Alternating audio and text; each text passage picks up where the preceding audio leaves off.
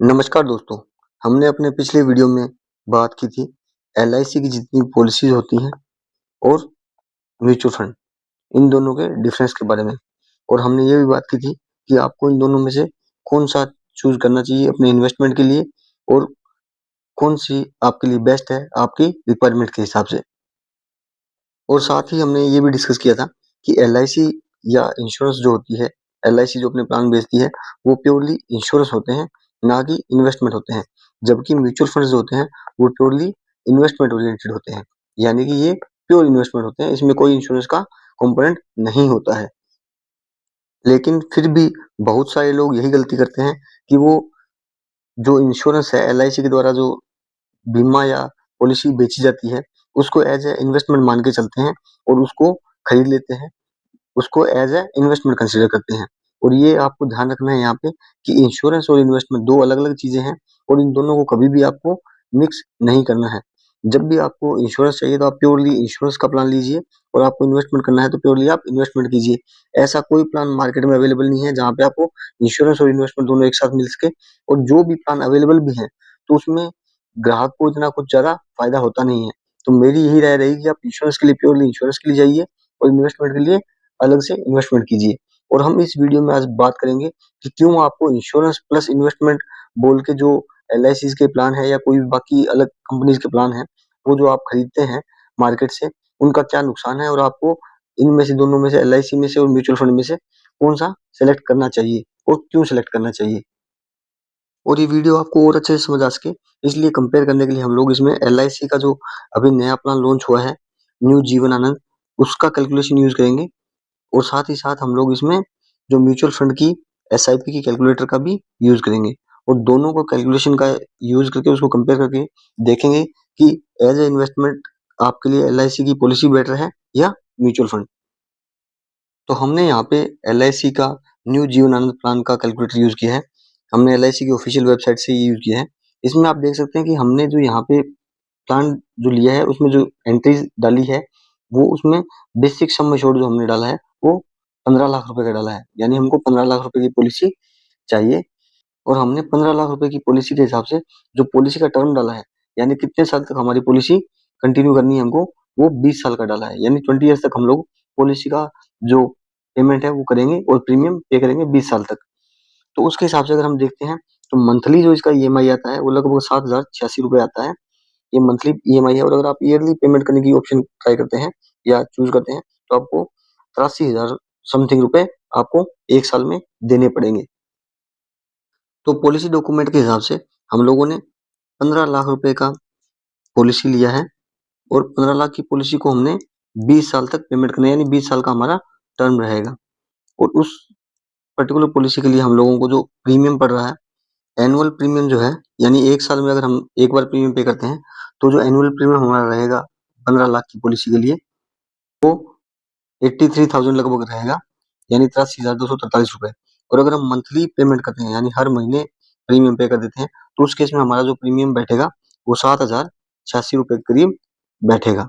इस प्रीमियम के हिसाब से अगर हम मंथली ही मान के चलते हैं कि मैंने मंथली प्रीमियम पे किया, तो 7,086 रुपए हमने हर महीने पे किया और ये लगातार हम 20 साल तक पे करेंगे। तो हमने पूरे 20 साल के अंदर जो जितना इन्वेस्टमेंट किया, हमारा जो इन्वेस्टमेंट है वो इन 240 महीनों के अंदर या 20 साल के अंदर लगभग 17,40,000 रुपए हो जाता है। यानी हमने 17,40,000 रुपए एलआईसी को प्रीमियम पे करना है 20 साल के पॉलिसी के इसमें। तो हमने इस पॉलिसी की डिटेल में हमारा जो सम एश्योर्ड था वो 15 लाख है, उसका हमने 20 साल को पेमेंट करना है और 7,086 रुपए पर महीने हमारा प्रीमियम का इंस्टॉलमेंट बन रहा है। तो हमने टोटल 20 साल के अंदर लगभग 17,40,000 रुपए एलआईसी को पे करने हैं। तो हमें दो टाइप की रिटर्न मिलते हैं, बेनिफिट। पहला ये कि अगर डेथ की रिटर्न मिलते हैं, यानी कि अगर क्लाइंट का डेथ हो जाता है इसी 20 साल के बीच के पीरियड में, तो उस केस में कंपनी क्या करती है कि 125% ऑफ सम एश्योर्ड जो है मिल जाता है नॉमिनी को।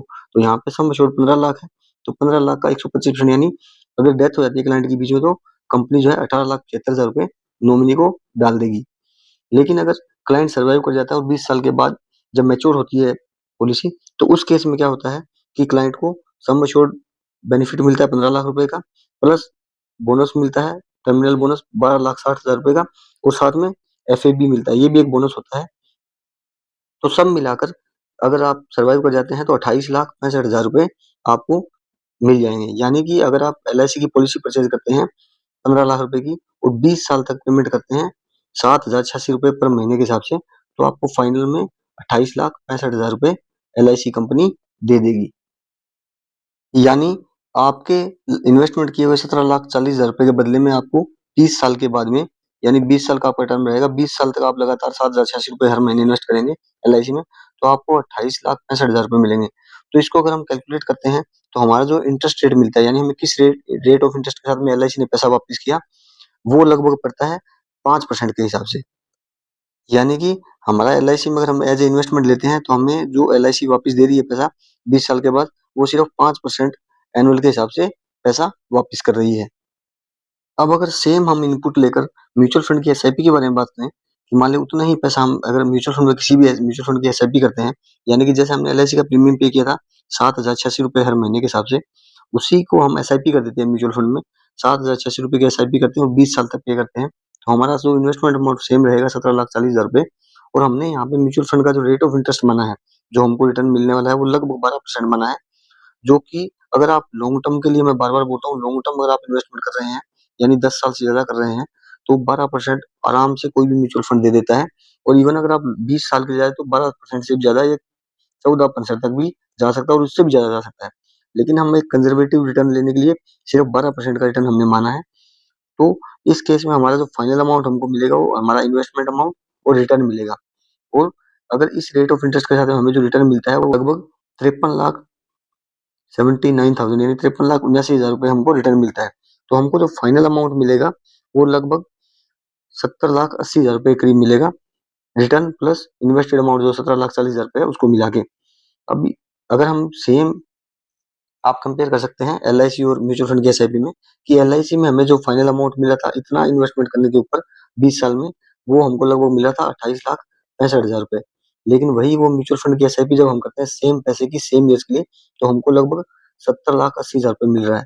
इसका मतलब क्या है कि ये एलआईसी का जितना हमारा इंटरेस्ट है उससे लगभग 2.5 गुना हमको ज्यादा मिल रहा है। तो आप खुद देख सकते हैं कि म्यूचुअल फंड की एसआईपी के रिटर्न और एलआईसी के रिटर्न में कितना फायदा है।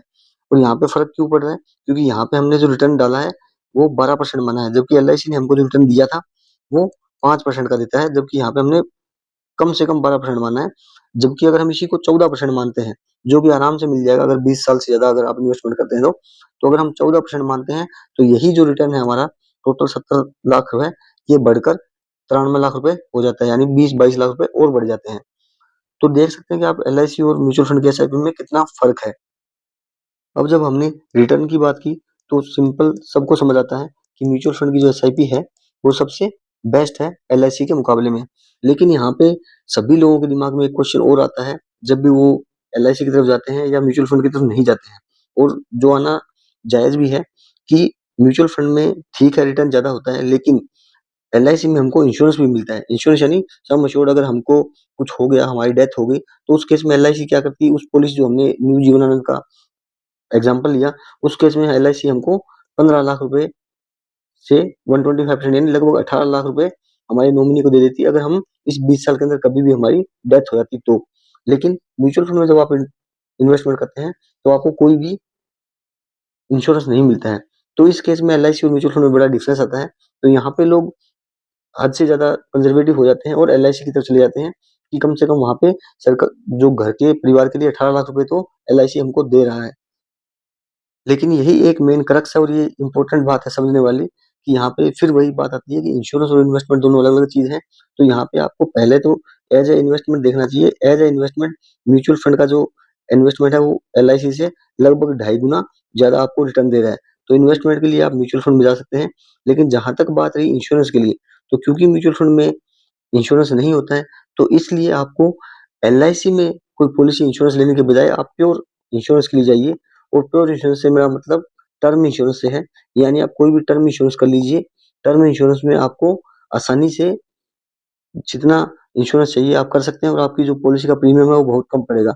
अगर हम एग्जांपल की भी बात करें, तो अगर आप प्योर टर्म इंश्योरेंस लेते हैं, तो जो एलआईसी जीवन आनंद ने 15 लाख रुपए का हमको सम एश्योर्ड, या 18 लाख मान लेते हैं, 18 लाख का जो सम एश्योर्ड दिया था, उसी को अगर हम प्योर टर्म इंश्योरेंस में लेते तो प्योर टर्म इंश्योरेंस में 18 लाख के इंश्योरेंस के बदले में हमारा जो टर्म का प्रीमियम पड़ता वो ज़्यादा नहीं, 1,000 रुपए या 1,000 रुपए पर महीने से भी कम पड़ता। यानी कि 12,000 रुपए 1 साल का ही पड़ता, उससे ज़्यादा नहीं पड़ता।